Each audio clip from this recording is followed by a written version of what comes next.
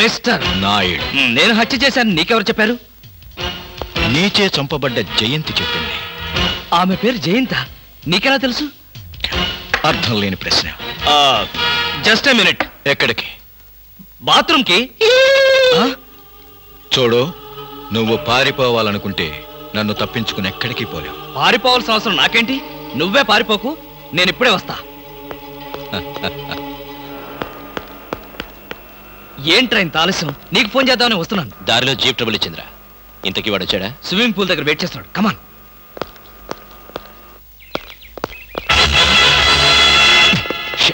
ఏమయ్యాడు?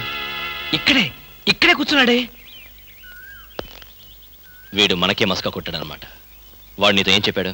ఆ అమ్మాయిని నేనే చంపానట. ఆ అమ్మాయి పేరు జయంతట. జయంత? ఇంకేమైనా వివరాలు చెప్పాడా? లేదు. నువ్వేమైనా మాట జరావా? వాడు అడిగిన ప్రతి ప్రశ్నకి ఎక్కడా దొరకకుండా సమాధానం చెప్పాను. గుడ్. పోలీసులు చూసి పారిపోయాడంటే వాడు ఖచ్చితంగా దొంగ వెధవై ఉంటాడు. నువ్వేం భయపడకు. వాడిసారి నీకు ఫోన్ చేసి నాకు చెప్పు. ఏ పార్టుకా పార్టు ఓడదీస్తాను.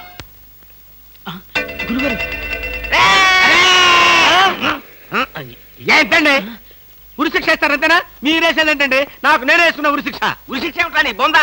AK-56 అని చెప్పి మా డిపార్ట్మెంట్ కి టోపీ వేస్తావా నువ్వు? ఏంటి సార్ అది AK-56 కాదా? కాదా గుట్లే. ఈ విషయం మా ఎస్ఐ గారికి ఫోన్ చేసి AK-56 అని ఘరాగా చెప్పుకున్నాం కూడా. అది మా వాళ్ళంతా నమ్మి ఎస్ఐ గారేమో డిఎస్పీ గారికి, డిఎస్పీ గారేమో ఎస్పీ గారికి, ఎస్పీ గారేమో హోమ్ మినిస్టర్ కి, హోమ్ మినిస్టర్ గారేమో చీఫ్ మినిస్టర్ గారికి చెప్పి పార్టీలు కూడా చేసుకున్నారు. ఫైనల్ గా అది దమ్మి అని తేలింది. అంత స్టోరీ జరిగిందా? స్టోరీ ఏమిటా? సస్పెండ్ చేశారు. మళ్ళీ కనపడితే బాయిలతో పొడి చేస్తామని చెప్పి వార్నింగ్ కూడా ఇచ్చారు. ఏమన్నారు సార్? పొడి చేస్తామన్నారు. అయ్యి బాబోయ్, పొడి చేస్తారంటే గుర్తొచ్చింది సార్. నన్ను వెనక నుంచి పడవమని 10,000 అడ్వాన్స్ ఇచ్చాను సార్. ఏంటి?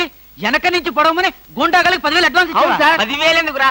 5,000 రూపాయలు ఇస్తే హాయిగా మేము ముందు నుంచి పొడి చేసేవాళ్ళంగా. ఆ విషయం నాకు ఇప్పుడే కదా సార్ తెలిసింది. తప్పగా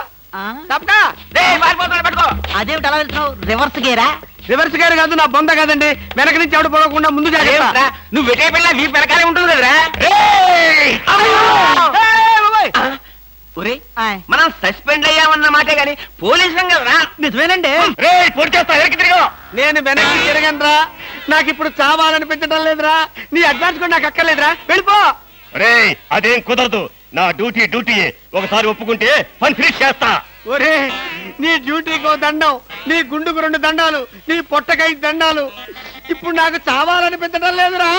నార్మల్, నీకు అవసరం లేదు కానీ నాకు అవసరం ఉంది. పోలీసులు రండి బాబు. ఏంటంటారేంటండి? వాడు ఆ గుండె వేసుకొని కత్తి వేసుకొని నన్ను చంపేస్తానంటున్నాడు బాబోయ్. నువ్వేం భయపడకు. ఈ విషయం రిపోర్ట్ రాసి మా స్టేషన్ లో ఆ చదివి వాడిని అరెస్ట్ చేస్తాం. నువ్వు వెనక్కి తిరుగు. నువ్వు వెనక్కి తిరిగి చూపించు బాబు. ఇలాగా పోనీ బాబు పోనీ. అదేంటి బాబు నా వీపు కాను కూర్చున్నారా? నీ వీపు కానుకోకపోతే నా వీపు ప్రమాదం రా. తొందరగా పోనీ. ఎక్కడ పోవాలి బాబు? సాగు కింద దూరం పోనీరా. అదేంటి బాబు అదంతా మాట్లాడుతున్నారా? ఈ వాయిస్ ఎక్కడ విన్నట్టుంది?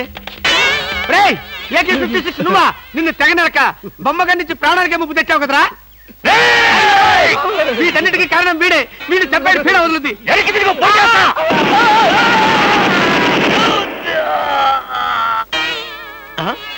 నన్ను చెప్పబోయి వీడు చచ్చాడేంటి?